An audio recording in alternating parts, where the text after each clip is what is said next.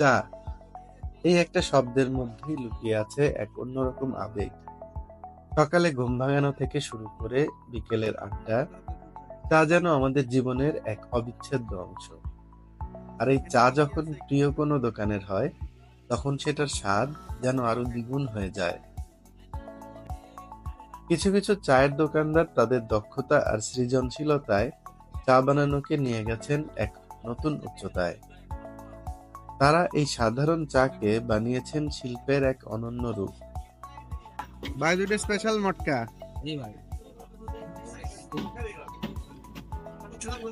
আদা, গরম মসলা, লেবু, খেজুর, বিস্কিট, কাজু বাদাম, পেস্তা বাদাম, চায়ের সাথে যোগ হচ্ছে নানান উপকরণ, আর তৈরি হচ্ছে নতুন নতুন স্বাদ। ঠিক তেমনি একটি বিশেষ দোকানের সাথে আপনাদের আজ পরিচয় করিয়ে দিব। এটি হলো রানা এবং নাইম কফি শপ। পাবনার অনন্ত বাজার মোড়ে এর অবস্থান। আসলে এদের নতুন করে পরিচয় করানোর কিছু নেই। এ দোকান বহু আগে থেকেই মানুষের কাছে পরিচিত। তবুও আজ একটু নতুন করে তুলে ধরি। আশা করছি আপনাদের ভালো লাগবে। আজ আমরা এখানে বিশেষ এক চা অর্ডার করব, মটকা চা। এই চা তৈরি করার পদ্ধতিটা যেমন অভিনব, তেমনি দেখতেও চমকপ্রদ। মাটির ছোট ছোট পাত্রে চা ঢেলে সরাসরি আগুনে পুড়িয়ে তৈরি করা হয় এই মটকা চা। মটকা চায়ের এই প্রক্রিয়ায় রয়েছে এক ধরনের জাদু। মাটির পাত্রের সুগন্ধ আর চায়ের মিশ্রণ একসাথে তৈরি করে এক অসাধারণ স্বাদ।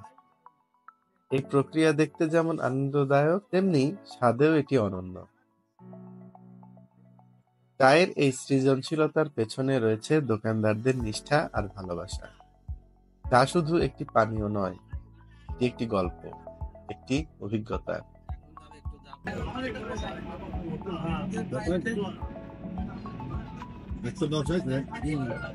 না, প্রথমটা প্রায় শেষ। এটা কি? Milk powder.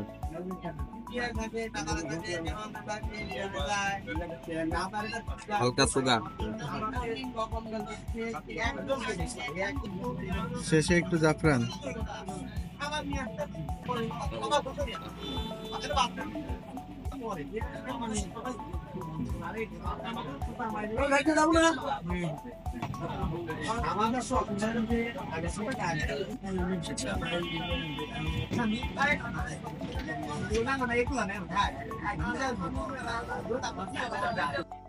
আপনারাও আসুন, মটকা চায়ের এই অনন্য অভিজ্ঞতা উপভোগ করুন। রানা এবং নাইম কফি শপে চা খেয়ে জানিয়ে দিন আপনার অভিজ্ঞতা। আপনাদের মতামত আমাদের পরবর্তী গল্পের অনুপ্রেরণা। খাও খাও খাও।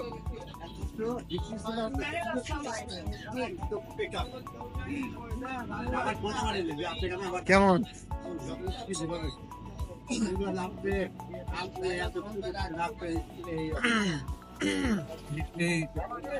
পরিমিত পরিমাণ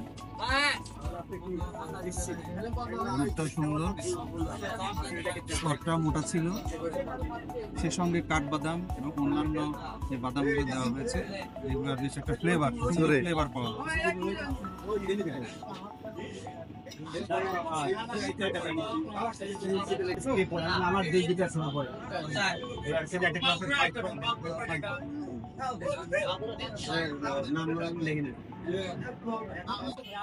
একদম ফিনিশ। স্বাদটা অনেক সুন্দর, এখনো মুখে লেগে আছে।